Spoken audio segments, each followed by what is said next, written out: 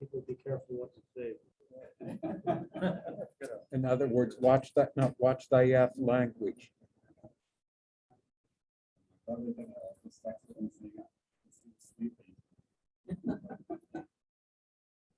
didn't know.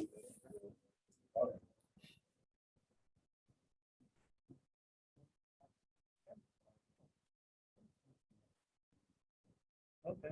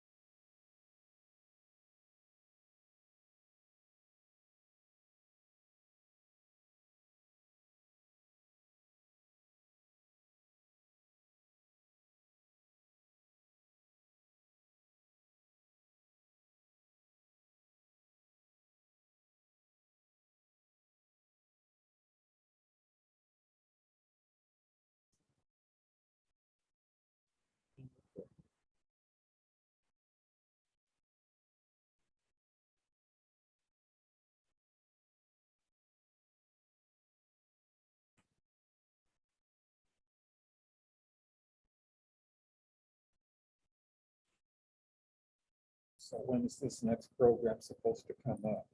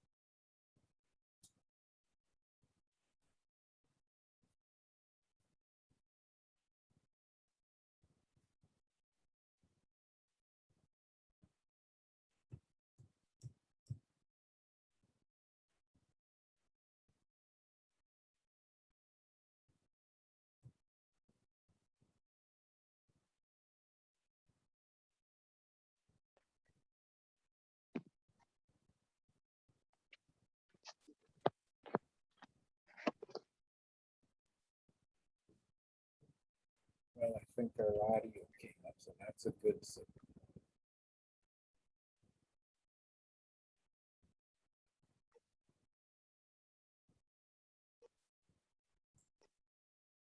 Make you the host so you can control the show. Is he there? You did. That's me. Oh, I'm sorry. Can you hear me? Yeah, Yes. there you are. All right, let me just get on my computer to pull up the presentation. It'll just take me a second. Whenever you're ready, we can just make you the host and then we can take it away. It'll be easiest if we make you the host and let you run it. Oh, okay.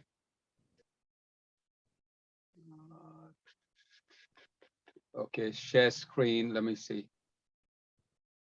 All right, if you make me the host, can you allow me to because right now it says host has disabled participant screen sharing. So could you give me permission to share my screen? Please. How do I do that? To share screen? Is that no participant? Okay, let's see. Participants and input.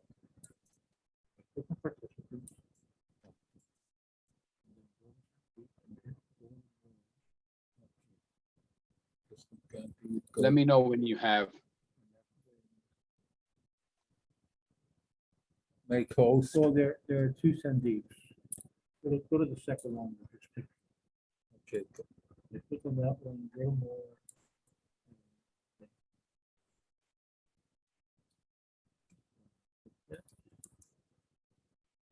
Okay, you should now be the host. Wonderful. I think we're good. All right, what do you see now? I see a Middle page. says Queen Victoria Postal Station. I think, okay, just let me, Right, is it spreading out throughout the entire screen or just partial? Fully. okay, just a minute here. If I, it's pretty much full screen. Full screen. Let me switch this. Is it better now? Yeah. Is it bigger? It's bigger now. Okay, wonderful. All right.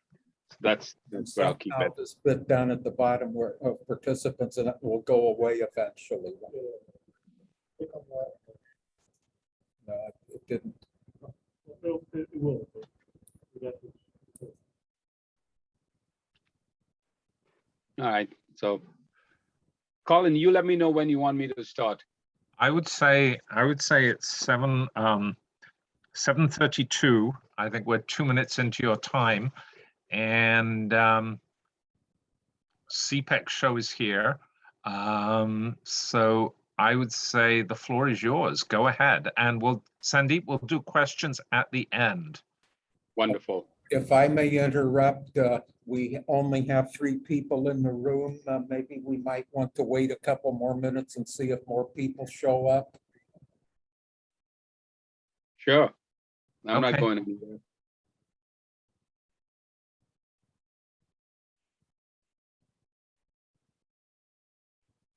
Nice if we could bring some more bodies in this.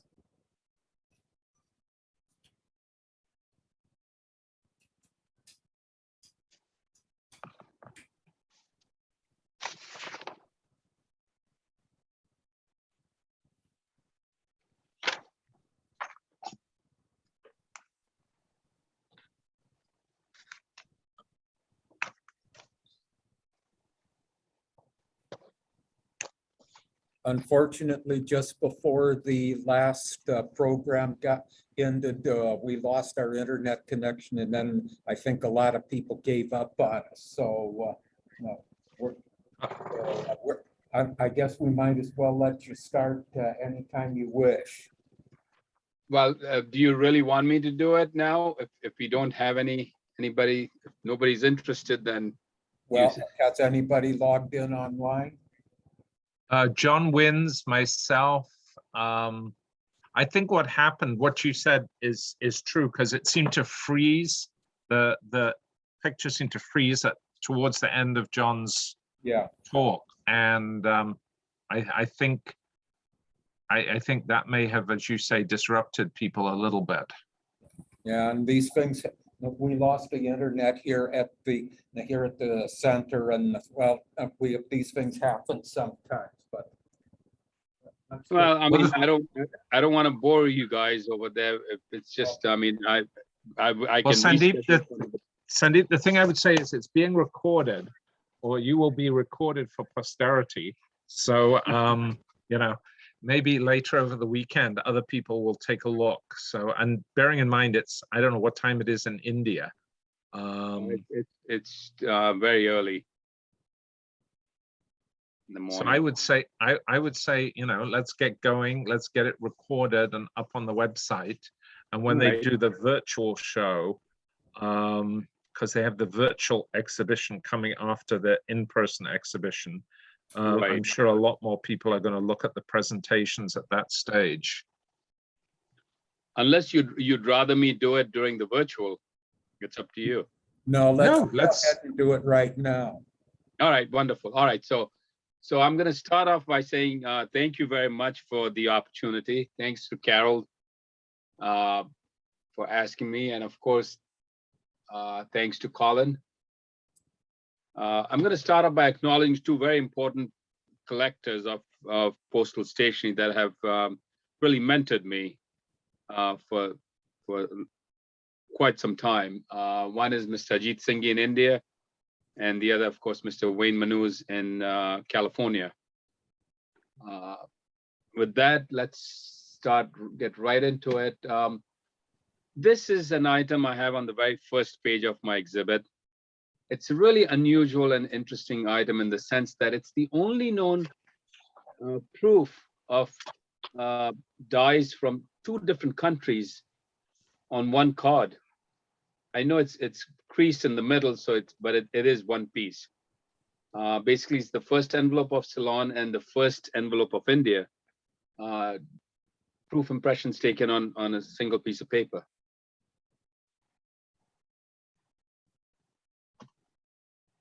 Let me move on to the essay of the 1 Anna Brown die 1 envelope on thin laid paper.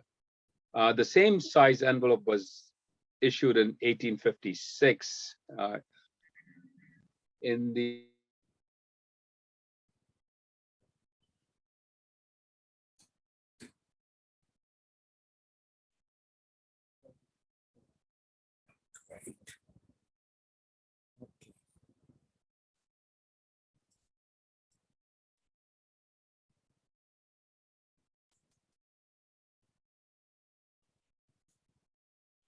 Oh, Charlie. Okay, we lost. Back. oh, here we go. Okay, there we go. Okay. All right. Moving on to the next slide. So when the postal rates dropped, it was decided to surcharge existing 2 Anna 6 by envelopes with 1 Anna A few different essays are known. I think 3 or 4 copies of each are known. This happens to be one of them. Here's a nice illustrated cover. Here we have an essay of the what we call small service. This service overprint is known on Queen Victoria Indian stamps, but not on postal stationery. This happens to be one of only 2 copies in private hands, one in the Tapling collection.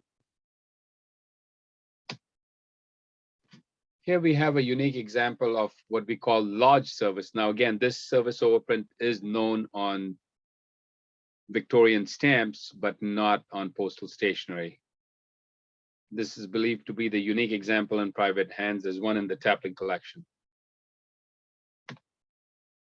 And here we have the same service overprint, again, at a diagonal on the 1 anna envelope.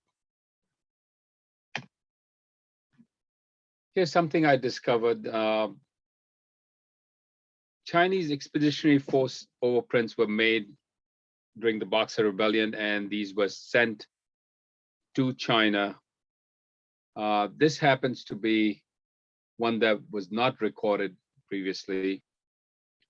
And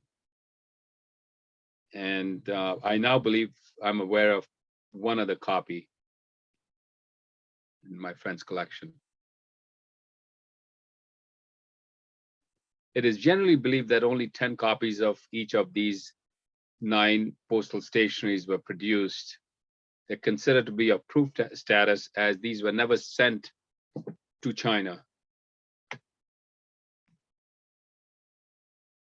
Here we have with the era with the period after C missing.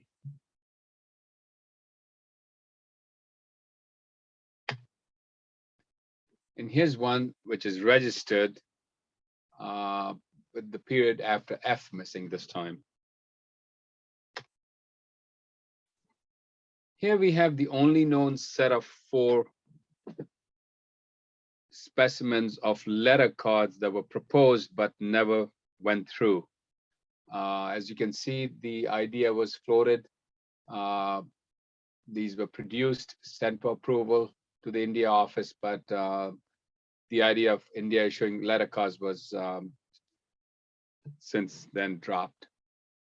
These being the only 4 examples known of surviving proof that the idea of issuing letter sheets was actually contemplated by the Indian postal authorities. Here's again is a discovery I made. The normal perforated postcards have 28 holes. This one has 24 holes. Now, this card is only known, was only recorded with the Patiala overprint. But as we can see from this card, there's no overprint on either of the message or reply portion, indicating that perhaps a few escaped the overprint. And here we have a used portion of the message card with the 24 holes. And here we have the discovery copy of the reply portion with the 24 holes.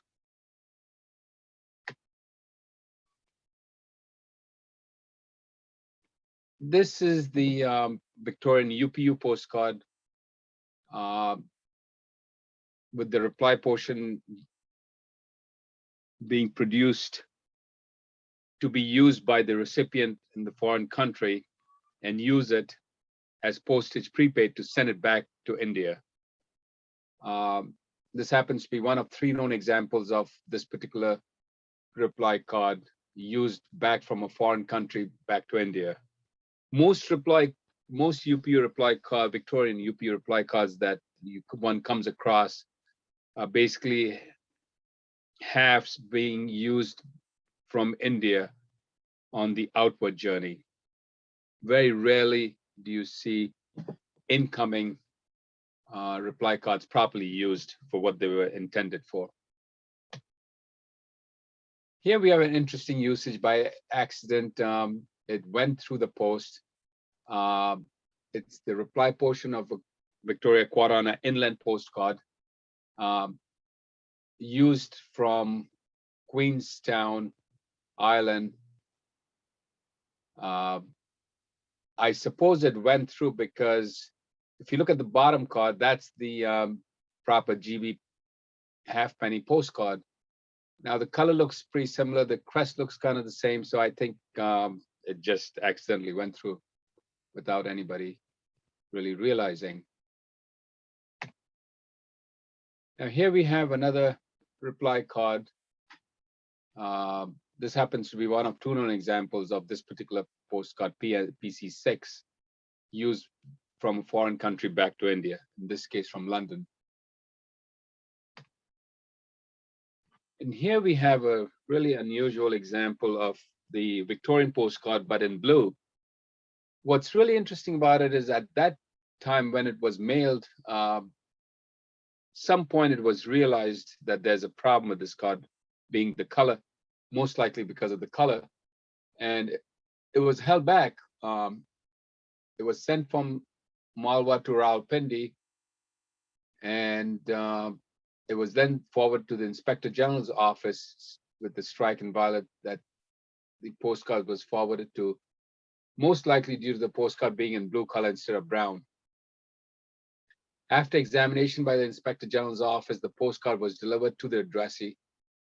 This postcard was the subject, there was an inquiry in the India Post in 1968.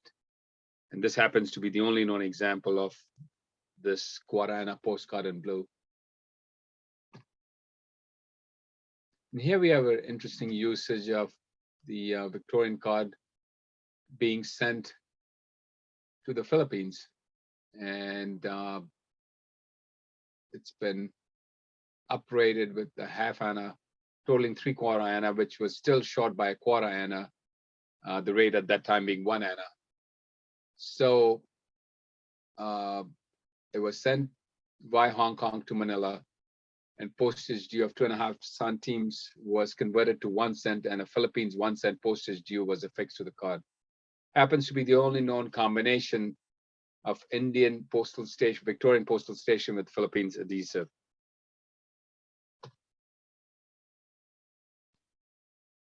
Now I've discovered, it's well known that it's documented, well, it's only been documented that there are 4 different dyes that were used in the production of Victorian envelopes on thin paper and the letter sheets. Well, I've discovered that there was actually 5 different dyes were used.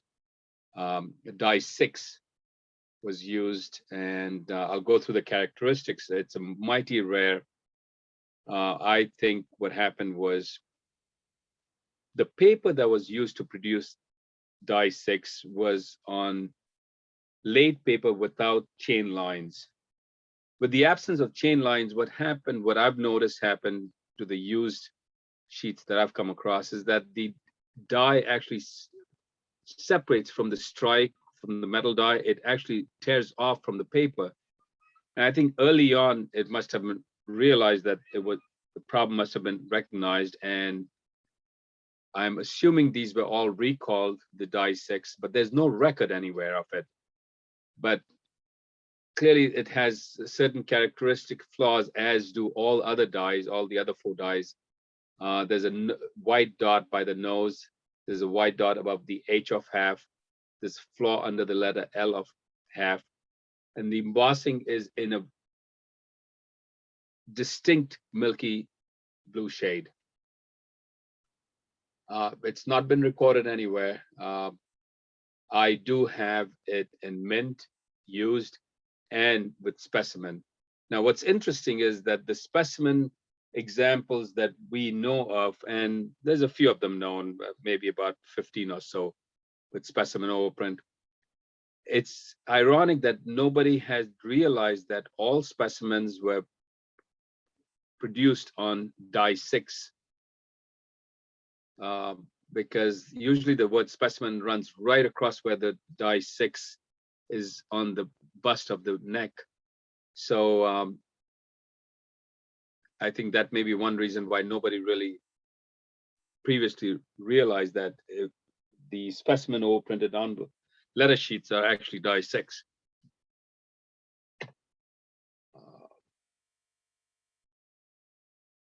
Only one mint example is known, which I just showed.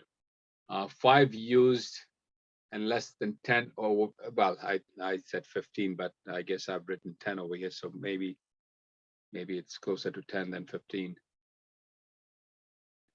What's interesting is it's interesting to note that all used copies of Die 6 are used from the same post office in Bombay. So I suppose a small batch must have gotten out before it was recalled.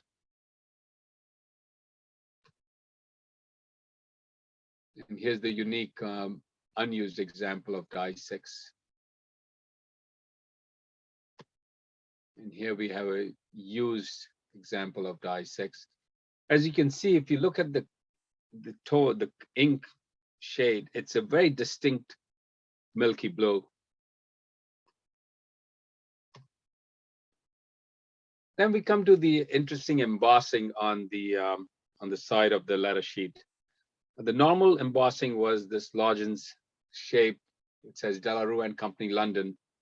However, we have discovered less than a dozen copies embossed with the oval embossing, which reads under Quadratola Delarue Company.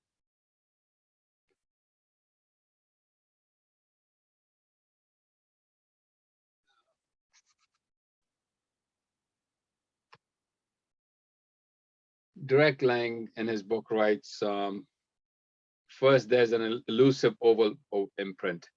This is extremely rare and only one copy has been reliably recorded to date.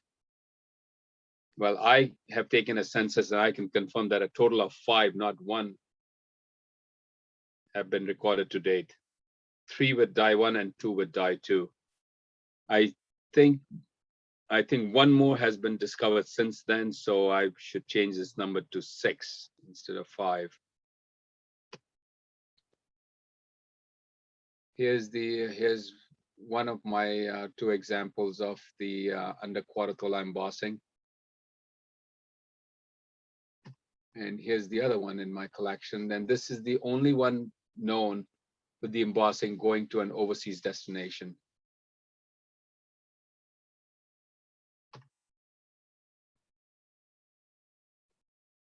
This is it was believed to be an essay, but clearly it's not, as it is commercially used. This was the discovery copy of the essay overprint. The normal overprints were sans serif. As you can see, this has serifed overprint. A friend of mine has since discovered a mint copy. So now there's a mint and this used copy known of this serifed surcharge. Here we have where the surcharge is double.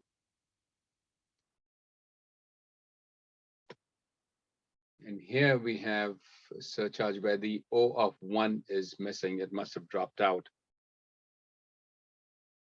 This happens to be one of 2 known copies.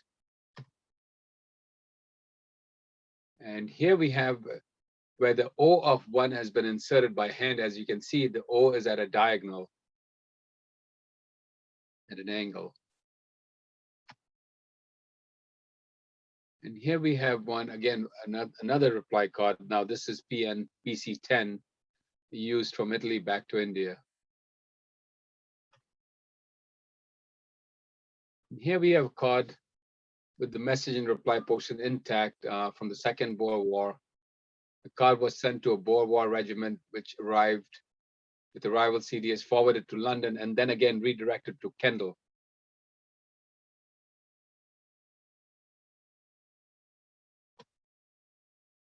Here's a beautiful hand-illustrated postcard from Mandalay, Burma to Scotland.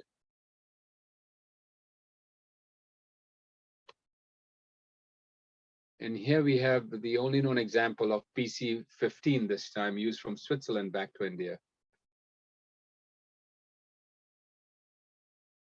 What amazes me is the rarity of these reply cards properly used from a foreign country back to India.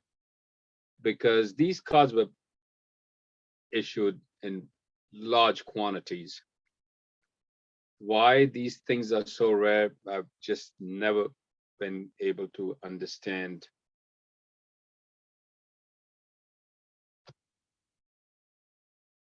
Now here's a the first India service card.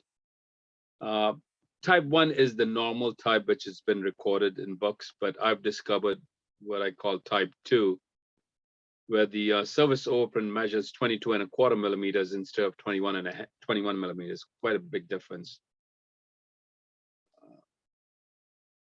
And this is the only known, there's only one known example of type 2, which I will show you. This is type 1. And here's type 2. You can see the S of service is outside the indicia. Whereas over here, it's, here we go. This is the first official quarter anna postcard in blue. And it's the only known used example. Again, I don't understand why it is as rare as it is. Mint examples are common, but this is the only used example known of this particular card.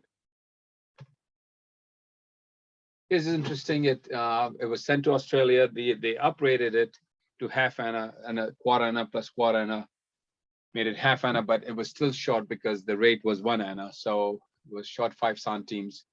It was sent to Australia, and as you can see, there's a T encircled for taxed postage due. Here's a proof of the quarter anna postcard in black on thin wove paper. Registered official postcards are extremely scarce. This is one of only 3 or 4 registered official postcard, Victorian postcards that I know of. This happens to be the only known example of this particular card, which is OPC 8. And here we have the only known example of OPC 8 sent to an overseas destination with the error senders, plural instead of sender.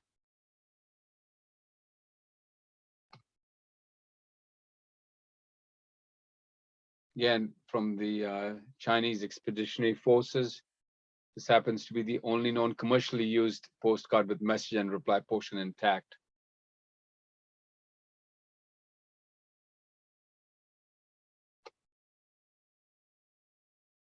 And this is interesting because this is a reply portion that was sent from China to India, and the recipient has used the reply portion back to send the card back to the to China, to the and this happens to be the only known example of an incoming mail using CEF postal stationery.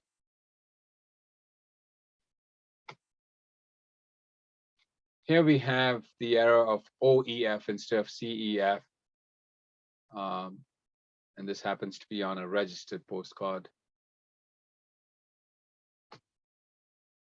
Here we have a hand-painted essay of the Tuana's registration envelope. So 3 copies of each postal stationery that De La Rue produced was retained by them, and they perforated, canceled, and kept it in the guard book as quality control samples.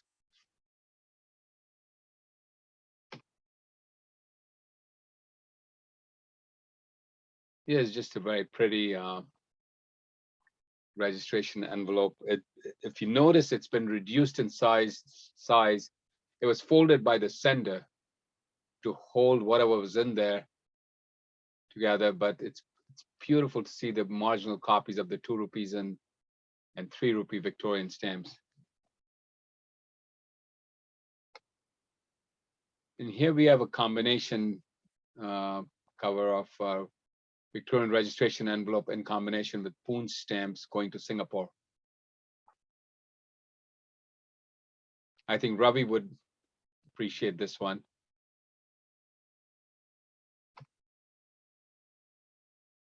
And here we have an interesting example of the Victorian registration envelope that has been converted into on HMS, clearly in manuscript on HMS, for converted into a service envelope. India did issue registration envelopes for service with the overprint on it, on Her Majesty's service and later on His Majesty's service. This happens to be the only known example of such conversion to me. Here we have hand-painted essays for the wrapper, the half-anna wrapper.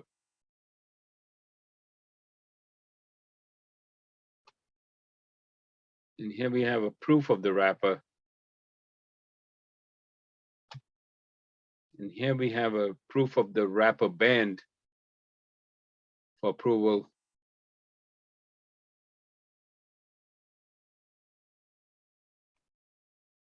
And here we have, again, one of 3 known but perforated canceled from the Delaware archives. This is interesting. Sender has combined 2 wrappers together, pasted them, glued them together, and used it as one. That's the only known example to me of 2 wrappers being joined together and used to form one wrapper. And here we have a hand-painted essay of the 1-anna wrapper. And here we have the perforated example. So this is the only known example of the Victorian official postcard with the pre-printed mourning border around it to mourn the death of Queen Victoria. And here we have the only known used example of the official envelope, 1-anna official envelope with the black border, the mourning border. And that concludes my presentation today. Comments and suggestions are welcome. My email and my phone number is right there. Thank you very much for the opportunity. Happy to answer any questions. So Sandeep, the last picture, the envelope with the printed border, was that an official production, or was it simply some individual who made it separately, privately? I believe it's private. It's the only one I have ever seen. Steve Zwillinger, who happens to be an avid collector of Edwardian stationery, and this is something that interests him quite a bit. And we've had discussions, and he has never seen another one. We've seen covers, obviously, but no other postal stationery. Right. Border. Certainly semi-official, I would imagine, some government department, being that it's on an official stationery, it's on a service envelope. Right. Well, it's also very nice they've changed the her to his in red. Exactly.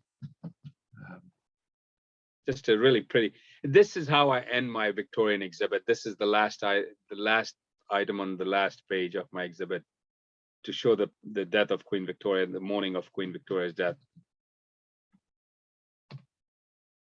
That's a good it's a good transition. It would be a good first page for Steve. Exactly. You can fight over it. Well, so far it's in my exhibit. Who knows where it'll end up in due course. I don't know if we have any other questions. I don't know if there's anyone in the audience at SEAPEX have any questions or has any questions. I'm going to end the slideshow now so we can. No, I think we're off now, or should be.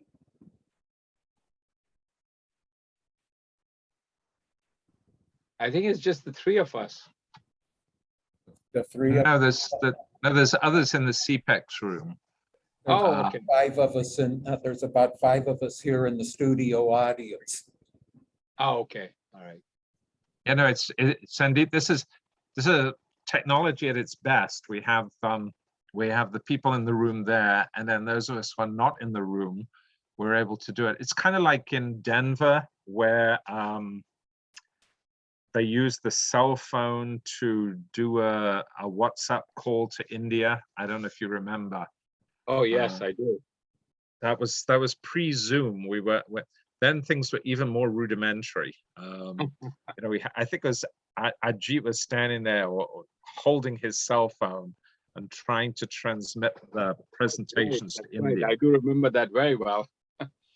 It's amazing how far we have come. And actually, I must say this, it's thanks to COVID that, you know, people have embraced the Zoom technology in philately. I mean, Well, I've we given, also no carry on. yeah. No, Well, we I mean, also I've given, oops. sorry, go ahead. The trouble with Zoom is you all end up talking at the same time.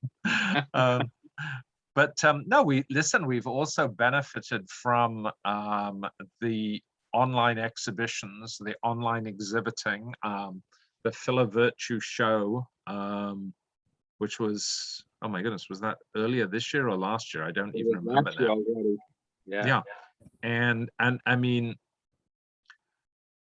the whole format and structure of exhibitions and exhibiting that really hasn't changed in 50 years or probably 100 years, honestly is outdated in today's world. I mean, you know, no exhibition should take place only catering to a local audience, and, you know, combining a virtual dimension with an exhibition makes a lot of sense. I mean, I suggested for Boston 2026 that they should have a virtual agenda. And I was basically told, no, we want everybody to come to the exhibition. And, you know, it's a very unrealistic, old-fashioned perspective. It is, especially because, you know, sorry to interrupt, but I just wanted to say, I think we have to look forward. Today's collectors, I see a lot of young people who are not retired. They don't have the time. They couldn't be bothered to travel to shows. And I think we forget that there's a big, strong base of collectors that are much younger today than they were 50 years ago. Right. So, Well, sorry. the India Study Circle is a good example. I mean, you know, SEAPEX has their whole virtual exhibition back-ending onto the in-person show. And if you look at the proportion of exhibits from India itself, it's huge. And given COVID and given all the travel restrictions, you know, they can only participate virtually. And what you say about young people with jobs is really true. I mean, today's work environment is not what it used to be. People work longer hours. They have commitments they can't break.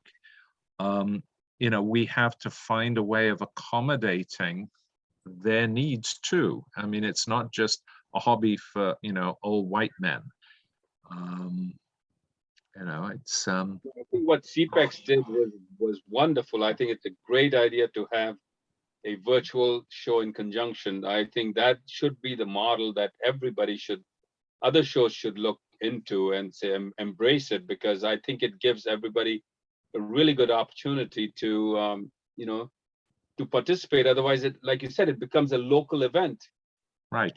And especially in this day and age where travel is it's not easy to travel. Flights, for starters, even if you want to travel, flights get canceled left, right, and center. Well, and also, you know, with COVID, I mean, people have to exercise caution and be careful. And I mean, it's you know, we're living in a crazy time. Yep. And we must adapt. But sadly, you know, I hope that others shows will see the SEAPEX model and say, you know what, I think this is the best way to approach it, you know. This way the locals can be there and whoever wants to fly, but then you are not limiting it to just those few audiences. You're opening it up to the whole world. And I think that's fantastic. That's really the future of philately, is to be open borders, like open it up completely. Right. Well, I think the sad thing is that, shall we say, the national and international organizations, whether it's APS or FIP, have shown themselves to be very conservative, very slow moving, almost dinosaurs. Yep. And it's only few shows and things like Philavirtue. Philavirtue was really a great event. They did another show in Bangladesh, and then there was just a virtual show between Israel, United Arab Emirates, and the US for the Abraham Accords. I mean, it's these, in a sense, individual events that have taken the leadership role. It's not the philatelic establishment. The philatelic establishment has been, at least in my opinion, somewhat lethargic and unresponsive to the opportunities that have been presented. And it's very sad that they are not taking a real leadership role. But Well, we digress. I think they will have to, because I think eventually, all this, we have so many WSP shows. I predict that, these shows are not gonna do very well. And when the dealers don't show up to pay to, because they're the ones basically paying for the show, they don't show up, then, you can't have a show. Can't have so many physical shows. Well, we've got a crazy situation. We've got a crazy situation with this Virtua WSP show every weekend for the next sort of 3 or 4 months, which is just absurd. I mean, it's farcical. I mean, it's unrealistic on the dealers, it's unrealistic on the exhibitors, and it's unrealistic on the collectors too. I mean, how can people support all this overabundance of shows? I mean, it's kind of crazy. Well, SEAPEX, thank you very much for hosting us. I believe we reconvene tomorrow at 10 a.m. for Apartim's talk, and actually a series of other talks tomorrow morning. So I hope you all have a good night, a good evening, a good dinner, and we'll reconvene tomorrow. Okay, Colin, if you'll permit me to jump on my soapbox for a few minutes, I have a few comments. First off. Oh, absolutely, absolutely. And I'm not, okay, I'm saying things to add to what, I'm not disagreeing with anything that, but first off, things are changing. There are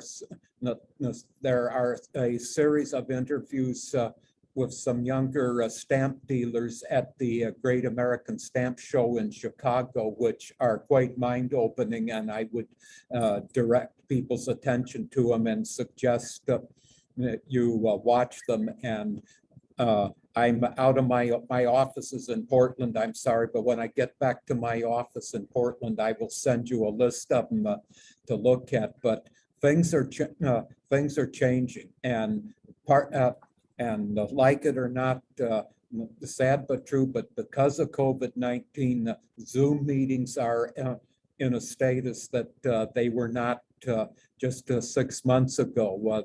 Zoom meetings have quickened the state of the art of Zoom meetings, and partly because of SEAPEX and partly because of some other events, hybrid shows are here, quite frankly, I think here to stay, and I've been saying this for several months now. And Sandeep mentioned accommodating younger people. Now, I'm 74 years old, and I'm going to ask people to look at the other side. Zoom meetings can also accommodate to older folks who are, let's say, mobility challenged and would have coming to an in-person show would be a challenge to them. They can easily attend an event like this, either in person, say either a virtual show or a hybrid show. Exactly. I think, right. I think this is the future. We just have to accept it and plug it along and just keep. Well, This there's is an old- the future, I think. There's, I think, well, there's an old saying, it says, if I remember something to the effect, the future is now. Right, right. Well, I think, you know, things are changing. I think the danger is that things might slip back once, in a sense, once we've kind of reached a modus vivendi with COVID, a way of living with it. I think Boris Johnson described it. He said, you know, basically in Britain, you've got to learn to live with it. You know, kind of once we've reached an accommodation with COVID, I hope things don't slip back. I hope we maintain the progress that we've made and move forward further. And you know, maybe a lot of those, or a number of the WSP shows should retire gracefully and you know, open things up to more virtual events. yep, But, I agree. Absolutely. Well, let's thank you all. Enjoy your evening, and we'll reconvene at 10 a.m. Pacific time tomorrow, which is will be 1 o'clock East Coast time. Yep. And Sandeep, we wish to thank you for your time and for presenting this program. Oh, Thank yes, you. you're welcome. Thank you. It was my pleasure. Thank you. Okay. Good evening, everybody. Cheers. Bye.